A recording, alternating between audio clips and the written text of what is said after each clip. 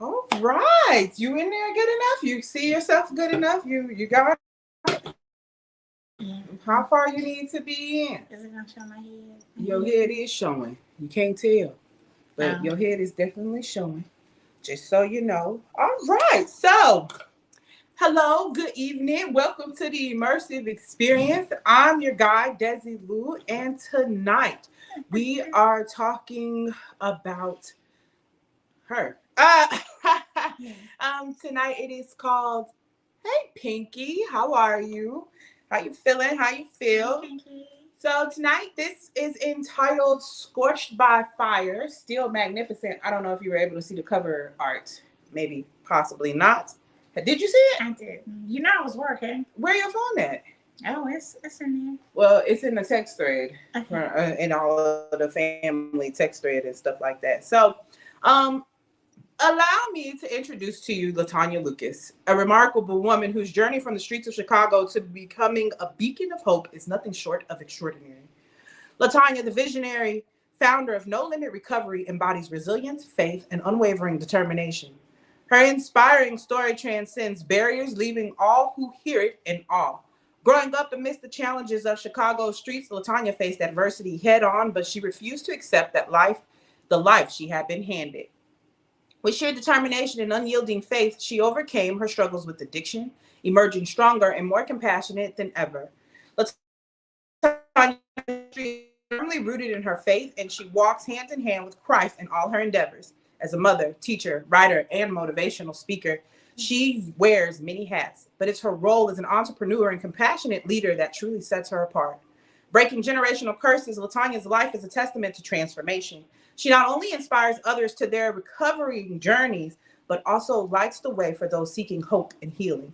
Her story reminds us that resilience knows no bounds and that transformation is possible for anyone willing to believe.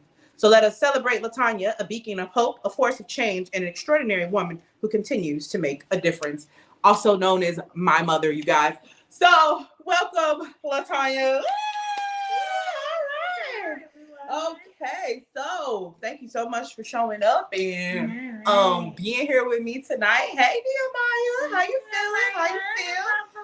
Okay, so tonight we talk about a lot of things about you. So we talk about people pleasing, drug addiction, and recovery. And we are going to delve into all of those things. Okay, hello, Phoenix Blue.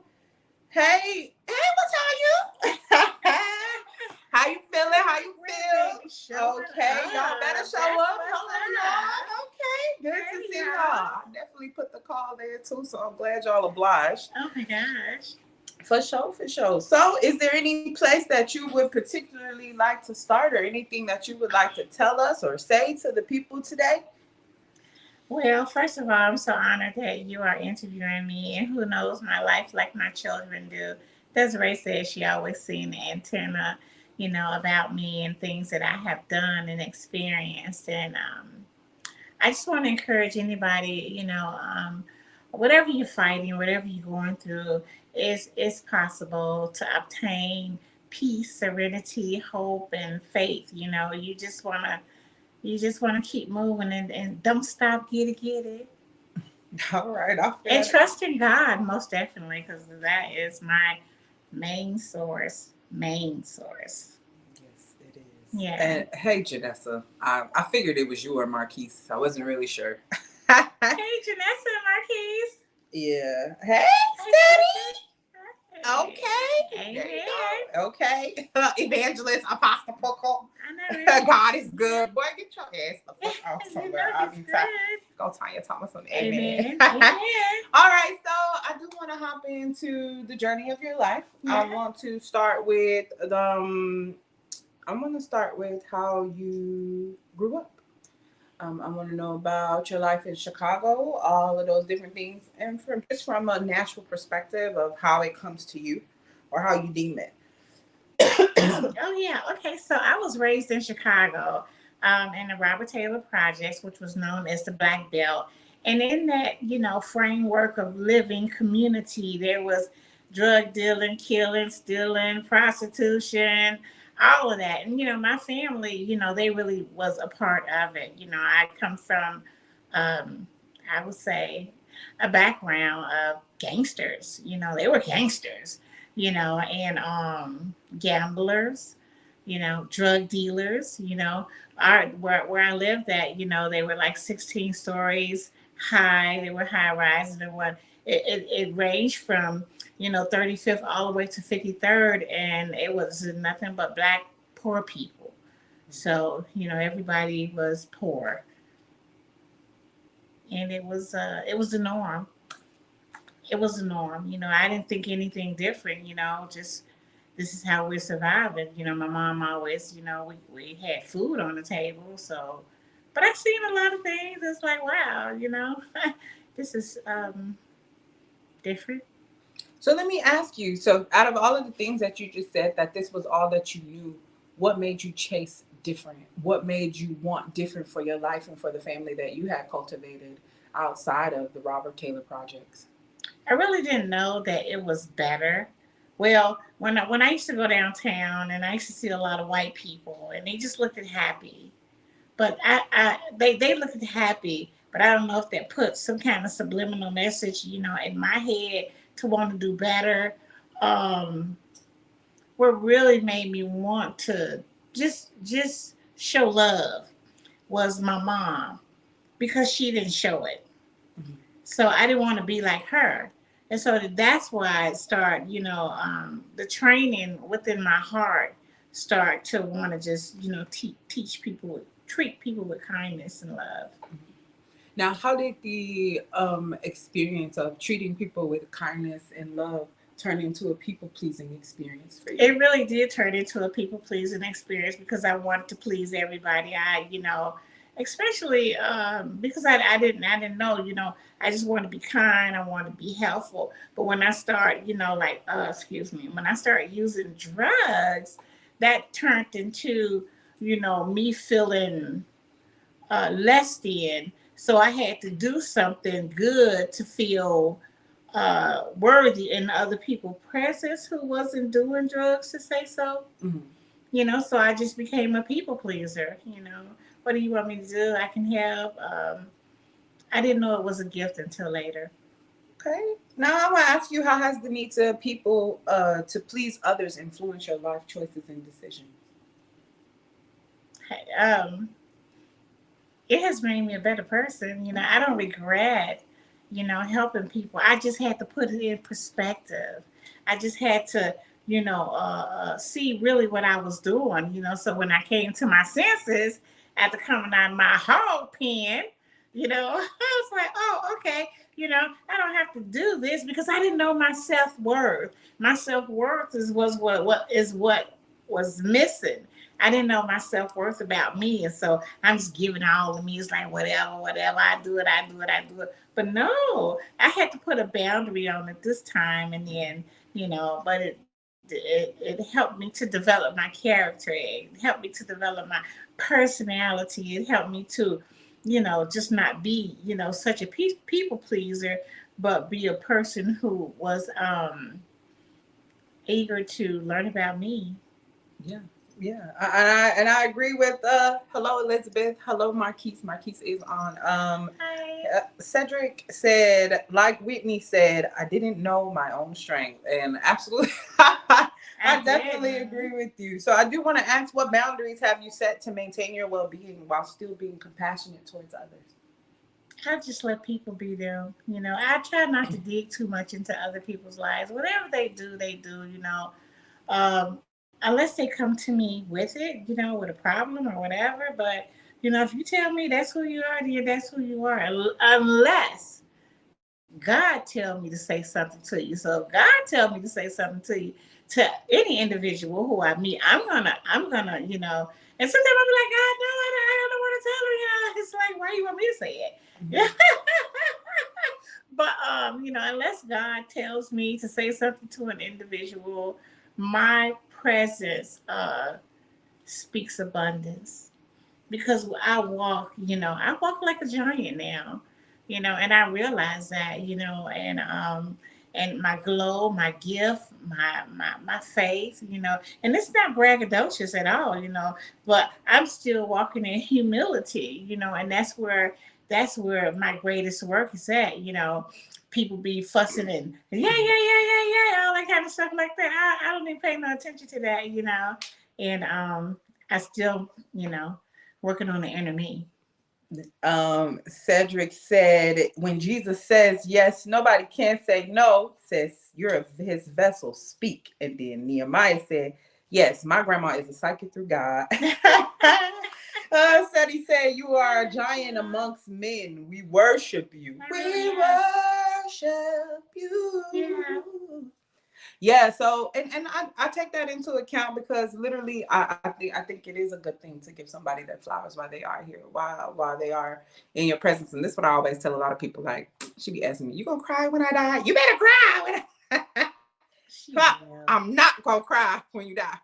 I'm not. Why won't I cry when she dies? Simply because I gave you the time. I put it into you now. So I won't regret when your presence is gone, because it was a relationship that we were able to cultivate while you were here. So it won't be a thing of me regretting. Oh, no, I'm not having a relationship with me because you have it, but just a mere minor of I miss my mom. Not I miss a lot of people and I don't cry. No, you think I'm gonna cry? I'm different. You want to be different. I am. No, man. That's a lie. China said, yes. God send messages all the time through anyone. God to be able to hear him to help others get the message they need. Love it. Biggest blessing is allowing God to use you to get through to others. I think that's what she said. Amen. She missed me. Yeah, I do miss you, Cedric, and I still ain't crying.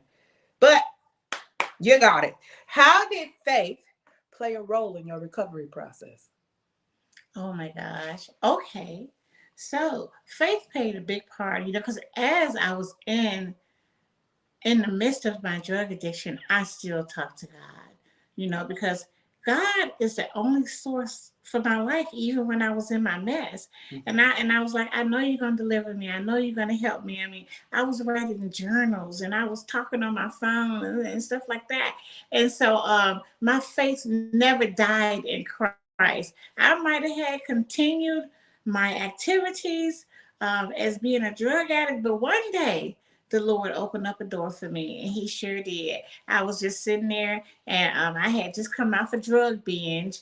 And but see, prior to that, I knew what it was like to be off of drugs anyway. It was better. Anything beats being on drugs. Mm-hmm. Drugs is, for me, I don't know how other people else see it. It is the pit of hell. Right. It is it kills you. It takes away your family. You can't pay your rent. You become homeless. You don't comb your hair. You don't brush your teeth. I mean, it's just and then you just don't care. Then you transgress against your own self, and you just become a nobody. And that's the way Satan grabs a hold to you. And so, but one day I was sitting after coming off a binge, I was watching TV and the program came on and said, "Are you a drug addict?" And I was like, "You talking to me?" Yeah, he said, "Call this number." All the while God was opening up doors for me. I just didn't know that he had them open for me already. Mm-hmm. And so I called that number the next day, and the man told me, said, "Miss Lucas, you gonna need $6,000." I was like, "I don't have no $6,000." And it was, and then the Lord told me, to write this letter. And I wrote this letter and I shot it back off to this man through a text. And another man called me and said, "Miss Lucas, I hear you got a drug addiction." I said, "Yes, sir, I do." And he said, "Well, can you be on the plane tomorrow?" And it was a Monday. And he wanted me to be on that plane on Tuesday. And I was like, "Huh?"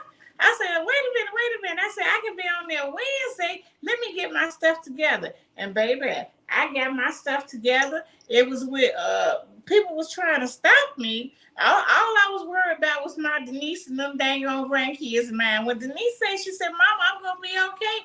Pew! I was on that plane. I was scared. I didn't know. I was coming to Florida. All I knew is that Florida had alligators, and I didn't know what was gonna go on. But I knew without a shadow of a doubt that there was a better life, or my family would have been burying me as a drug addict. And I sure don't want that. She lost lost the battle to drugs. You didn't want that to be on your obituary. No. And I knew I was better. Yeah. You know, because I'm just a beautiful person on the inside. Yeah.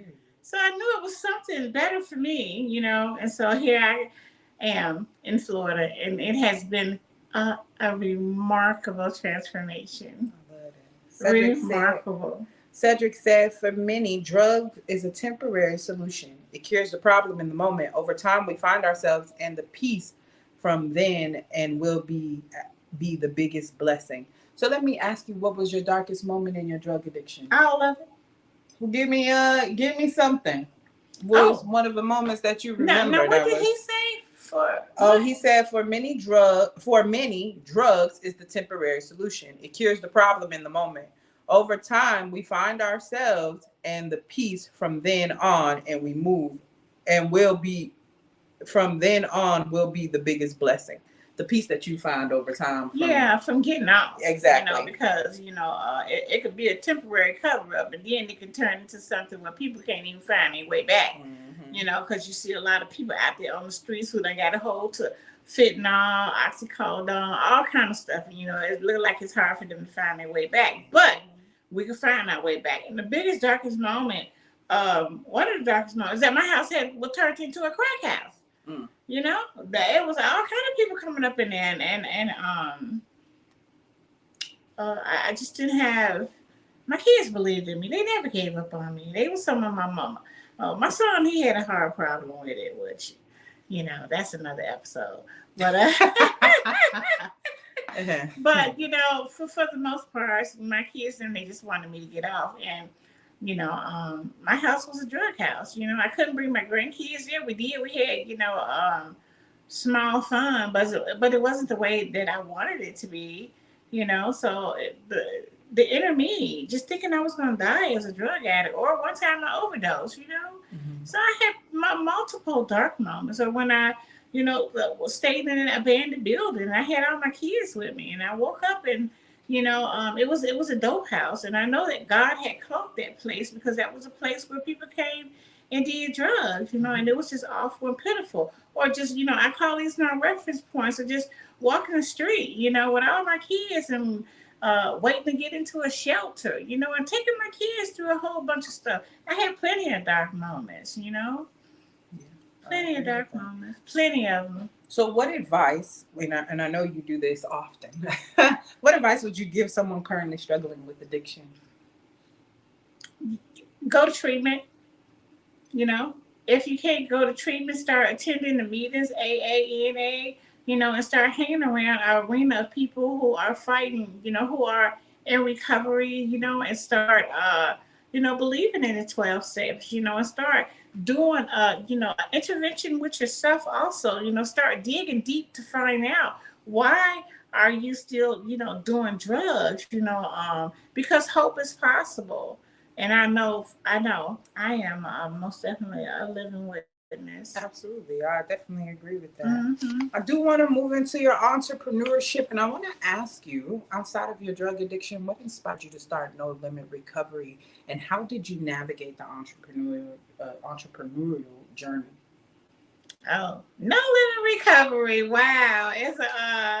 It's a faith-based organization, and I am a motivational speaker against substance abuse, and I just feel like I have something to say because what the Lord has done for me. And so what I do is that I go and I speak to people. I go into treatment centers and I have a little curriculum. You know, I have a whole little setup and everything. And I go in there and I inspire people to let them know that they can live their life without drugs.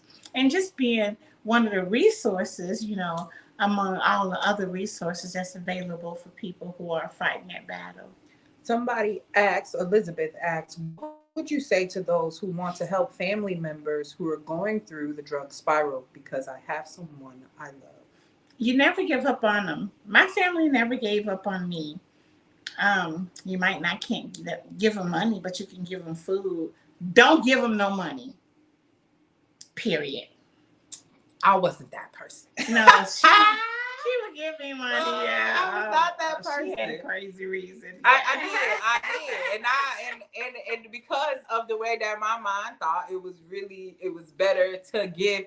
But I will say, being on the other side of that, I think what really truly helped me was understanding that, oh, listen, Desiree, you understand that if you give her this money, she overdosed off of this money or something of that sort.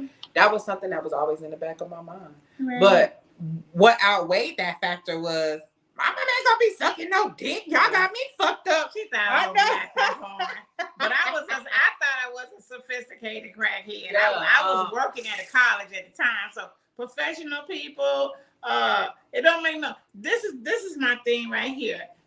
Drug addiction is not prejudice. It's not. It's not prejudice. Again, you can be the richest person, which we have heard people being so rich till they overdose. You know. But yeah. Before you move on, I want to tackle Cedric's questions. He said, "Are there?" Wait, I didn't finish with Elizabeth's question. Oh, okay, yeah. Okay. And so, Elizabeth, you wanna pray for them? Let me see. What did my family do for me? I think they just really prayed for me. They felt sad for me, but just like a drug addict, you know, when they have their mind made up to continue to use, there's nothing you can really do. You know, there is really nothing that you can give them food, you can pray for them, but it's going to take that individual to say, hey, you know, I need to get off of these drugs. It's going to take them, you know, you can want it from the depths of your soul for them to do it. But if they don't start tackling it themselves, then they got the problem. And that's the truth. I believe that. Cedric said, are there any suggestions for those scared to admit their struggles publicly? Any anonymous groups? Anonymous. Say that again. Are there any suggestions for those scared to admit their struggles publicly? Any suggestions for like anonymous groups? It's okay to be anonymous, but as long as you get some help. You don't have to be, you know, on the blowhorn like me, you know. Hey, you know, it's okay to be anonymous, but it's really okay when you're being honest with yourself to get off. That's the main thing, because we're not trying to prove nothing to nobody else. We're trying to prove it to us because it's affecting us. And when we get ourselves right, then then that's when the win-win come in. The sobriety is definitely important, and it has to be something that takes place within you first. If it's a mental recognition of, oh, I gotta get off this drug because I want to do A, B, C, and I want to. This is going to take me back to this because they asked these questions, but I want to ask you, because this was not your first bout with drug addiction. Right. This was your second bout with drug addiction. So how did those experiences differ from the first time that you went through it through the second time that you went through it? Did you experience any other like different struggles? Was it kind of like the same thing, just on a different level? How was it? My first time in recovery, and then I relapsed again. I knew. See, this is what I knew about my drug addiction, is that it was way more better to be off of drugs than to be on drugs. And then another thing is that individual has to understand their trigger point. What causes a person to go back and use drugs? Mine is that I told this, I started drinking Long Island iced tea, because a real drug addict, they're going to end up to their drug of choice. And that's why you can't a person can't teeter-totter with it. You know, because if a person start drinking and then the mind is already intoxicated, and then what happens, somebody come around with the drug of choice, or it just, you start salivating for it. You know, if you're a heroin addict and you're drunk, you might start salivating for it. Like, oh, I feel that feeling, you know, or what's a little hit gonna hurt, you know? Then boom, right then and there, an individual is flat on their ass because, you know, they thought that they could beat it. But you got to know, you got to know, a true drug addict. I can't play around I'm gonna go drink, I'm gonna have a drink or whatever. There's a 99.1% that I end up smoking crack again. All roads lead back to crack, All goddamn. roads lead, so I'm not trying to fool with that. You know, I'm scared. Yeah. That shit wasn't no joke. It tackled my whole family. See, then I came from a whole generation. Crackheads, alcoholics, gamblers. You know, it was in my DNA. It was there. Then she had to decide that she wasn't like them. I wasn't like them. They not like us. No. Listen, I want to ask you what challenges did you face as a business founder, and how did you overcome them? Or do you still face challenges? I do. I don't know. You know, I didn't look at myself as being a businesswoman. I just felt that I just needed to do it. You know, or a way to make money. Say like with No Limit Recovery, I just felt that it wasn't about trying to make money or turn into a 501c3 or ask you for charity donation. I just wanted to get out there, and it was a part that's helping me too. You know, and I just loved it. You know, it just fell into my spirit, and to just be that person. You know, because I was always speaking about stuff. You know, and so I said, well, somebody needs to hear what I have to say, because I have something to say about staying off of drugs. Yes, and I always come in and reiterate, you better tell the whole story. I tell the truth. Nothing but the truth. Hey, you feel? Yeah. From an authentic place, from a place that's real, because that's the only way people will be able to connect with you. That's the only way they'll be able to feel such a darkness. No, stay away, you know. So I agree with that. Yeah. I like that. How do you balance your various roles as a motivational speaker, a writer, a teacher within your entrepreneurial endeavors? That's funny. How you balance? I balance it with a calendar. I know that's right. Write it down, y'all. Write it down, and I have to put it on my calendar, and you know, I work around it. You know, because this is the thing. When you have something that you love doing, you just gonna do it. You know, it just happens automatically, you know. And so that's what happens. I write it on the calendar, and I try to be balanced with it, and I just juggle my time. Do I get tired? Yeah. Do sometimes I don't want to do it? Yeah. But you know, when you're moving in the right direction, you just can't stop, because it's a journey. It's a mission. It's a ministry, you know, and you just got to keep going, you know. And then you get better at it, and you see there is a success in it. You know? I agree with that. What strategies or practices helped you maintain your recovery after overcoming addiction? What is that? Addiction. Absolutely. You know, my strategy is one of the ones is most definitely God. I talk to Him all the time. You know, I know people have their own things that they do, the candles, the crystals, the altars, whatever you want to. All that kind of stuff like that. Yeah. But I want to talk to Jesus Christ, because He is the creator of my soul. He is the creator of me. And I just believe with all of my heart that He is the one who got me through all of this. So that's my main source. My second source is to do a self-intervention with me all the time. It's like, LaTonya, what are you doing? How can you get better? This is what I tell you. I be writing all kind of notes. I got all kind of stuff around the house. You know, I speak positivity to myself. And then once I speak it to myself, I give it away. It's free. I'm giving gifts every day, whether it's a smile, or what if I tell people, you know, be encouraged, you know, just something simple. You know, I'm doing it all the time. I like to be, what you call it, a philanthropist one day, while you're giving money and helping, you know, on Oprah status. And maybe not on the Oprah status, but just on LaTonya status. Yeah. Walking towards your own. Because it's magnificent. And I'm going to say it again. Oh my gosh, I'm so happy about where I'm at today. It is. It's so magnificent walking in your own status. And then when she came along, oh, mama, you got to be original. She different. This child right here. But she has inspired me to another level, you know. Oh my gosh. she has inspired me, to another level. But when you're working on your visions and dreams, and one of the things that today is that, I may not have money, because I don't. I'm trying to get it. But I wake up in peace.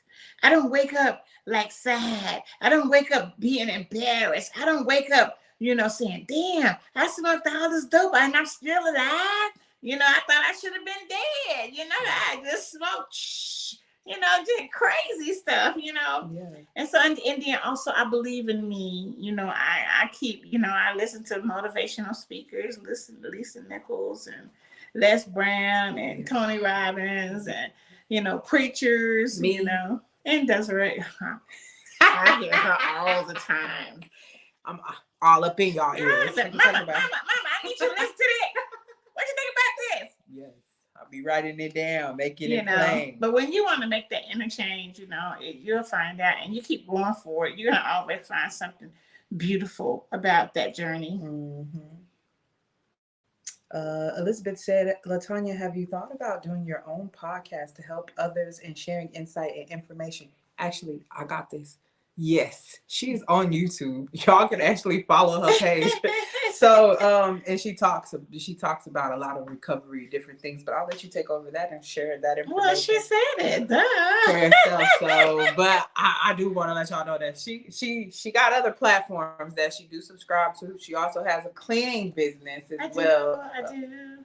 Yeah. Okay. So Okay. Some of my endeavors as an entrepreneur, I do have a YouTube page, channel in which I have. What's the name of your YouTube channel? No Limit Recovery. Mm-hmm. No Limit Recovery. So you look up No Limit Recovery, boom, there goes my pretty face just gonna pop up on there too with some other people, but you don't know me. She looked just like me. She looked like me. Anyways, however they want to categorize I know, right? But so that's what I do. I go on there and I speak, and that's one of them. And then I have a web page. The name of it's called No Limit Recovery with LaTonya Lucas. It's nolimitrecovery.net. So you can go on there and you can find that web page. And if you know of anybody who would like for me to come and speak at their treatment center, book me, because there's a booking site on there too. I can be booked. Prepare. Now, even from all of this, I want to ask you, how do you support others in their recovery journey through No Limit Recovery? There's like some things that you use or utilize. What things do you do?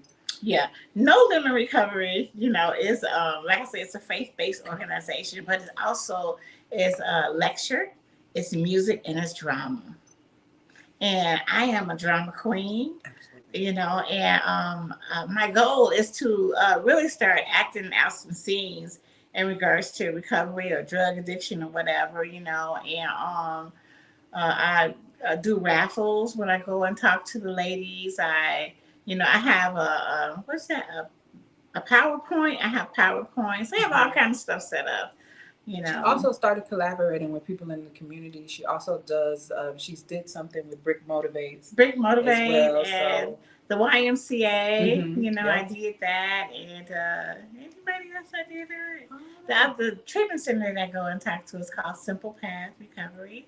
Mm-hmm. And I did some speaking there. It's called the Egg Recovery. That's the treatment center that I had went to, but they're no longer in existence. And so if I see, I get a chance to mingle with the homeless people out here in the community too. And so I'm giving them food and I'm telling them they can get their tail off of drugs and stuff like that, And so it's a light breakthrough, but it's something that's amazing. Absolutely. Yeah. I like that. Can you share a success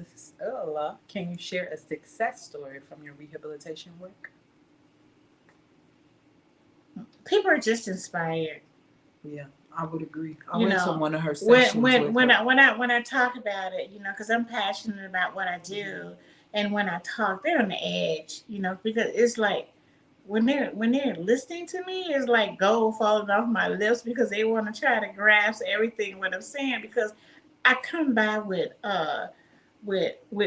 truth, mm-hmm. and I come to them with experience. And I'm not coming from no book. you know. But then I want them to understand there's a winning circle in recovery, and that, you know, you can gain your life back. You know, people gain their lives back, you know, from getting off of drugs. They gain their family back. They gain their hope back. They gain their faith back. You gain a whole lot of stuff back, you know, when a person, you know, gets off of drugs.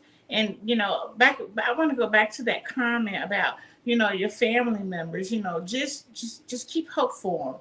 You know, you don't have to say, oh, they ain't gonna never get off of drugs, because we never know what God has in store for their journey. You know, it's just like me, you know. Some people did say, you know, uh, she's going to be on drugs for the rest of her life. But not me. Hallelujah. And I'm excited to be off of it. I like that. What specific patterns or behaviors did you recognize in your family history that you wanted to break?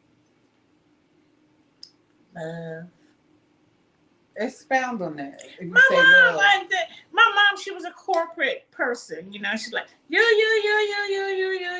She had, you know, and I used to see all those ladies, you know, in my community, you know, hugging on their daughters and doing their hair all pretty and talking to them and laughing. My mom didn't do that. So at a young age, I think it's about 13, 12, I was like, I'm not going to treat my kids like that. If I have any kids, my kids is not going to be, because I was afraid of turning into my mama. I didn't want to be no corporate person, you know, and punisher and all that kind of stuff like that. And I wasn't. Was I? No.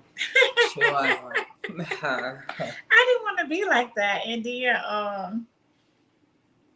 I think that was the catalyst that did it for me. I didn't want to treat people bad, especially my kids. Yeah. Okay. What advice would you give others seeking to break generational curses? Be the first one to do it. That's how you break it. That is yeah. That's exactly how you break it. Yeah, because you know, if you change the pattern, you change the pattern. Because absolutely. Like, you know, within my community and within my home, I was the first one to graduate from college. Mm-hmm. On my mama's side and on my daddy's side. So I was the first one to do it. And, you know, my kids, I took the TV away from them. They all were readers. You know, I did some stuff but it was just, why did I do all of that? It's because my life was changing. And I wanted my kids to be different. I wanted them to learn, you know. And I had some hard-headed girls. Not this one right here. I wasn't hard-headed? I wasn't hard-headed. No, I wasn't. She seen what the other two were doing, you know, and her and Dominique was like, no, we're not gonna do that, mama. You know, but we were stubborn in our own ways, though. So definitely wasn't that.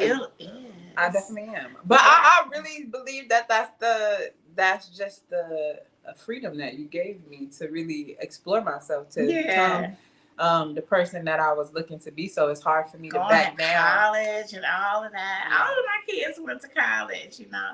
They all didn't graduate, but they all went. You know, I was just, you know, to break it. That's a generational. She started a generational trend, actually. So going to college, different things like that. I do know that as much as you can have a generational curse, you can build new things. You could put new things into somebody's being, into their existence. Yeah. Speak life into them. And even though it is a thing. I kept them in church. And they won't say that once.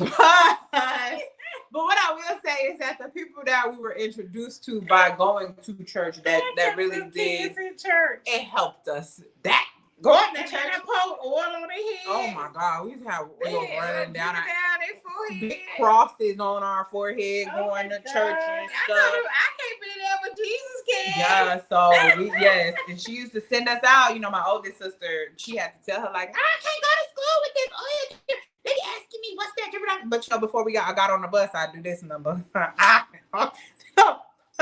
not gonna walk up in here. But you know, she was so adamant. I'm gonna bless y'all.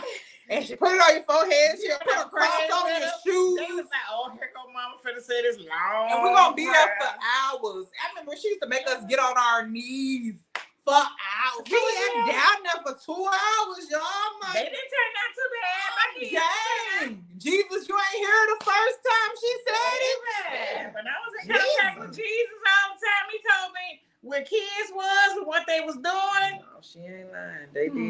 I remember them types of stories. I want to move into your childhood abuse. I want to ask you, can you share any memories or moments from your childhood in Chicago that shaped your resilience and determination, besides not being loved by your mom or not feeling the adequacy of love from your mom? I don't think I was abused. Okay.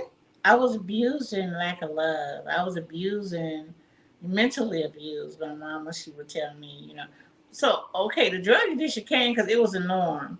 If you weren't smoking weed, you weren't cool. Mm-hmm. Or if you weren't drinking Bacardi, you weren't cool. That was like the challenge thing among my family. But 3 generations ended up being crackheads. So everybody ended up being crackheads. But at first, as being abused, oh yeah, she whooped me. My mom was crazy. Like I said, she pulled a gun out on me and told me she was gonna shoot me and throw me off the 14th floor window. And Do you consider that abuse? Yeah. I had to ask her why she gonna kill me twice. And she gonna shoot and then throw me out the window too. She was losing her mind. Can I ask you how did the treatment, we won't call it abuse, how did that treatment you suffered impact the view of the world and your own strength? You know what? I didn't even know what kind of journey of life that I was gonna take. Mm-hmm. It just unfolded before me. And in my head, it's like, well, this is the path I'm gonna take for today. Mm-hmm. It seems like the right path to do. Or if I'm going down a negative path, this is what I'm gonna do today. I didn't plan anything. A lot of stuff, it just kind of happened. And then as I kept seeing, so like when I was recovered the first time and then I relapsed, I was like, oh no, I understand that recovery is the best place to go. Being sober is the best thing to do. And so I knew I could go back down that path again. See, as long as we're not dead, you got that. As long as we're not dead, we can make a different choice to do the right thing. And I wasn't dead. I didn't die as a drug addict out there, And like I say, I did consider myself as a sophisticated drug addict because I stayed in the house and and I had a professional job and all that kind of stuff like that. But let me tell you, that stuff permeated everywhere, all that stuff. It just settled in. And it's real miserable having a dark soul. Because everything come in, depression, suicide, sickness. I tried to cut myself somewhere along here, but I did. So were you suicidal, or like was that just a thing that what was that? What was it? I'm curious. I wasn't like thinking about it every day, like I was gonna kill myself. Like one day, me and my friend guy was getting high. Okay. And I just like, well, since everybody is, neglecting me and, misusing me, because I felt like he was misusing me because he wasn't working, he wasn't doing all this other kind of stuff. I want to feel like what it feel to hurt my own self. So I pulled out a dull razor blade and I tried to cut my wrist, and I guess I must have blacked out or something because I woke up the next day. Girl, what you do? Just slice it nice and didn't do much. You ain't even go far. It's just real little. Nothing. I was just getting high and drunk and tripping because I felt I was being abused by a man. Do you think this comes into play with your people pleasing? Because most relationships that people can get into who like to people please, usually those relationships are one-sided or sometimes can be one-sided. Did you feel even in your drug addiction that the relationship that you were in was one-sided? Yeah. Is that what prompted the small cut and the faint? No, I don't know. To let you know that your body not built for suicide. I'm not built for suicide. No. Yeah, but I did try it though. I'm just saying the world that a dark, you run into a real dark path with all of that stuff. So I don't wake up with that anymore. How did that help you, like, just going through all of these things? And I know it had to do something. It just seemed like my whole life was hard. When I tell a story, It's like your life was a horror story. It was a horror story. But I don't take your story like that. I don't take it. But when I think about all the episodes of my life that had happened to Bill, it's because that's why the name. You lived it. So for you, it might. But for me, and when I have to go back and and I'm telling it, which I'm not ashamed of it. Yeah. But it just sounds like a horror story. Like, ooh, goddamn, bitch, how you make it through all that? It's kind of, but your story does for me what Color Purple has done for me all of these years. It's a story of a lot of people will see the heartache. A lot of people will see the setbacks or the use of drugs or what we like to call the maltreatment of a person. Yeah. And they would think, oh, that's a tragic story. But to me, your story is very triumphant. I think even the other day, I'm even a co-writer in the book. I got a story. I told them you was a writer and an author. You don't listen. I got a book. She do got a book. You can purchase it on Amazon, actually. It's not on Amazon. I gotta send it to you. Oh, you do? Yeah. Oh. I can send it for $20. $20. Oh, look at that. Well, there you go. Readers make great leaders. That's what Jazz said in the comments. So get the book and read it. It is a collection of stories from other women, and she is Chapter 11. Absolutely. Nobody never told me the road would be easy. And it wasn't. And look at that. Look at God. Look at God. Yes. I do of course you sought professional help, and that's how you ended up in where you were in recovery. And she said that it was a good thing that she ended up there because they were kind of racist or something like that. So she got a whole room to herself. But I knew what I was there for. I knew what I was there for. And so I wasn't studying them people. Because if I was studying them, I would have ended up going back to Texas too soon, and which I'm still here. And I lived in the mansion. I ain't never they had me messed up. That's what they did. They messed around and put me in the mansion, baby. And I was like, shoot, I was running around there like Martha Stewart in black. Martha Stewart. They had me messed up. Shoot, I was leaping, jumping, skipping, cooking, and them people who was calling themselves, they put me in the master's bedroom. And nobody wanted to come in the master's bedroom with me. And it was 6 beds in there, but I didn't care because I was in there talking to God, and I had a debate. I had a duvet. Is that how you say it? One of the things you sit on in the bidet. Yeah, I had a bidet. I got you. I had a bidet. I had a whole sauna tub. Yeah. I had a shower with 6 shower heads and a little thing you could sit down on. And I get in there, I be like, la, la, la, la, la, la, la. I had the best time there, and it was just so real, learning a lot about me and my drug addiction and what I wanted out of life. So them people, that's what they was. That's like chopped liver, nothing. Because I had a purpose. I didn't want to die. How did the loss of your daughter impact your perception?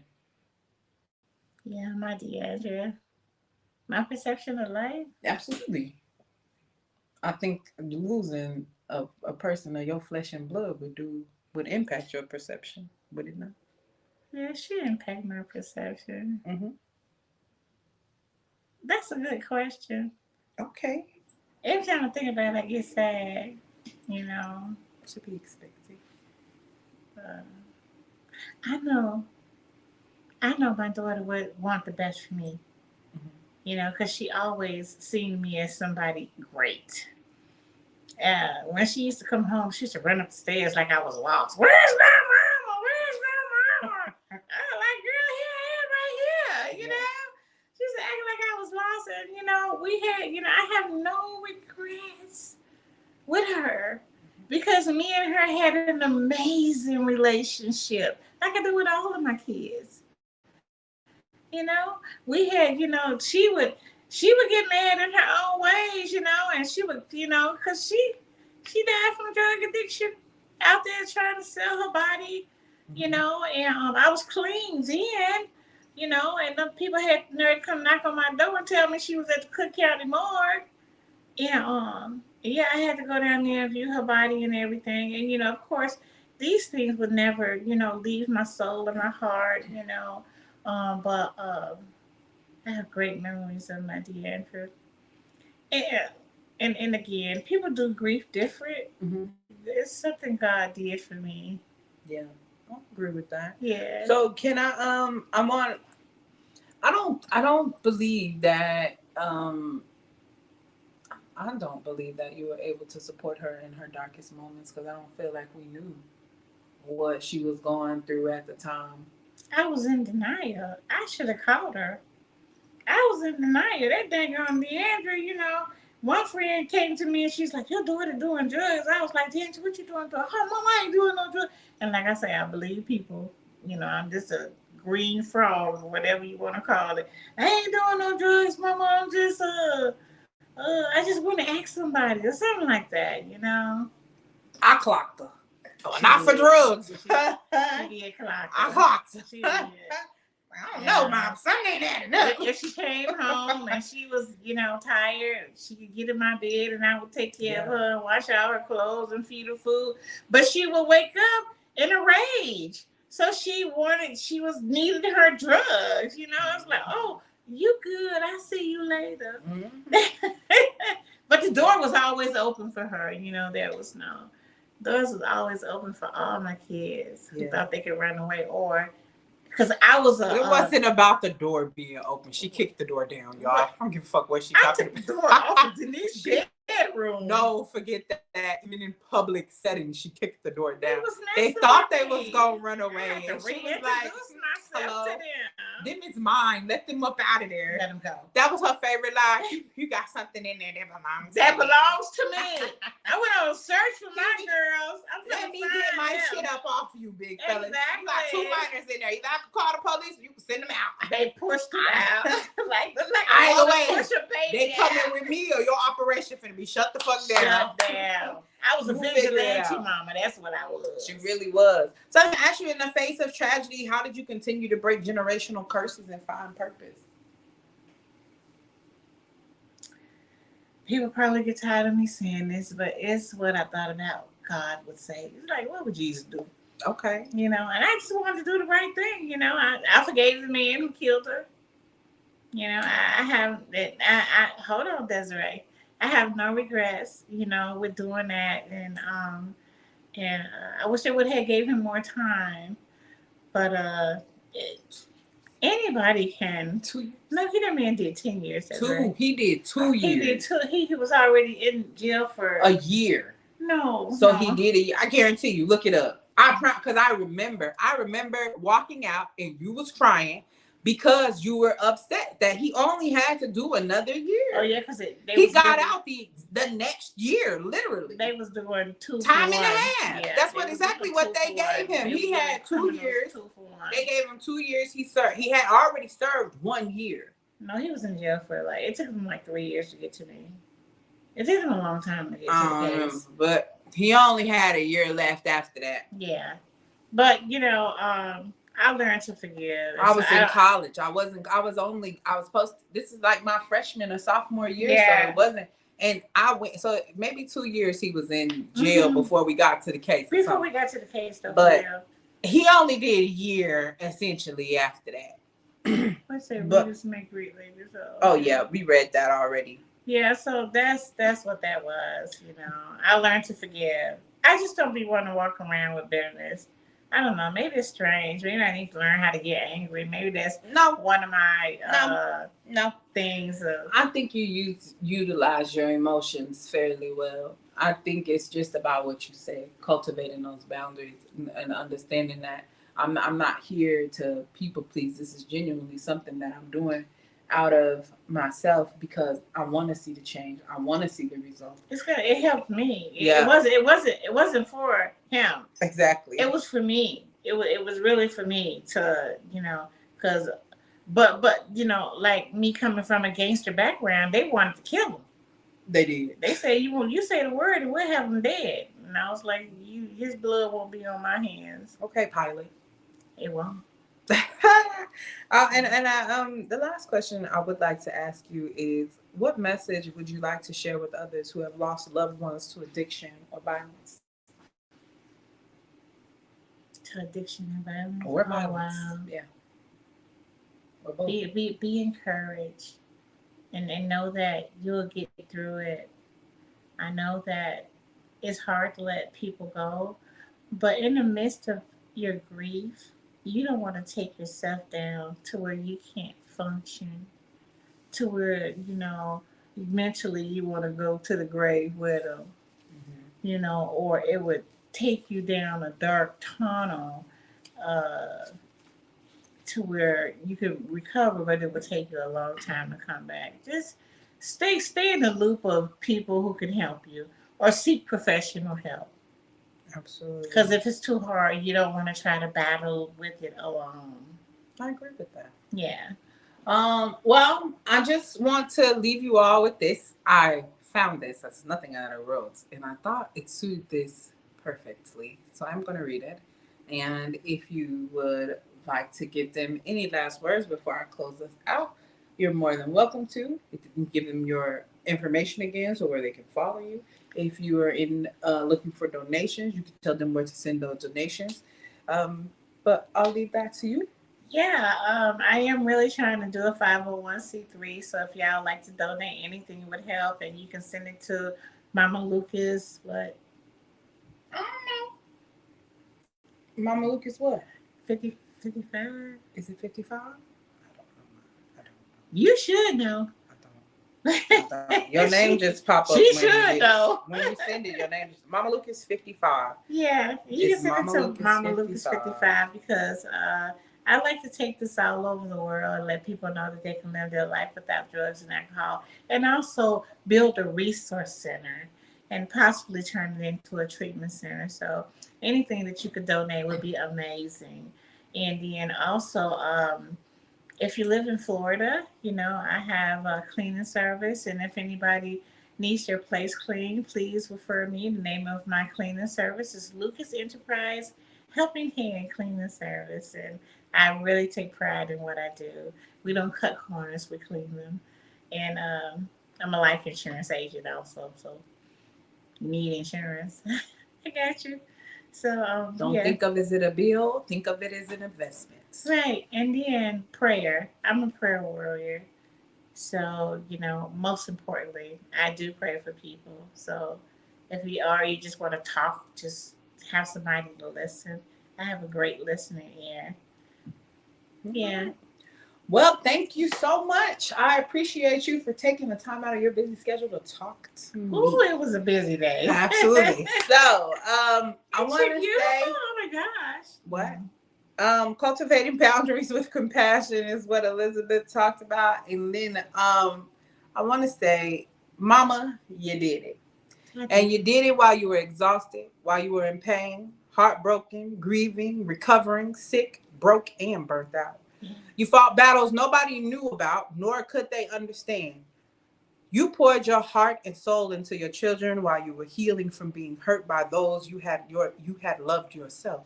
Mm. Even when things seemed overwhelming, you showed up and stepped into motherhood despite all the things that were against you. You stayed consistent and faithful, embodying every bit of strength, love, and perseverance. You are incredible and a fighter, and I'm proud of you. So Aww. thank you so much for tuning in to the immersive experience. Yes. All Well, right. Denise, I didn't know you were still here, but I appreciate you all so much for tuning in, and you can catch us I ain't gonna say every, but normally on Sundays and Thursdays because I do be taking breaks, y'all. I be gone. So thank you so much for tuning in. Thank And you. God bless you all so much. you can come back and you can hang with us in the panel discussions on Thursdays. We'll be doing live interviews on Sundays. Sometimes we might not have a live interview, and you might just get just me, or we'll make it into a panel discussion as well. But if you do have any comments, questions, or topics that you would like us to discuss, please reach out to us at unwavering@gmail.com.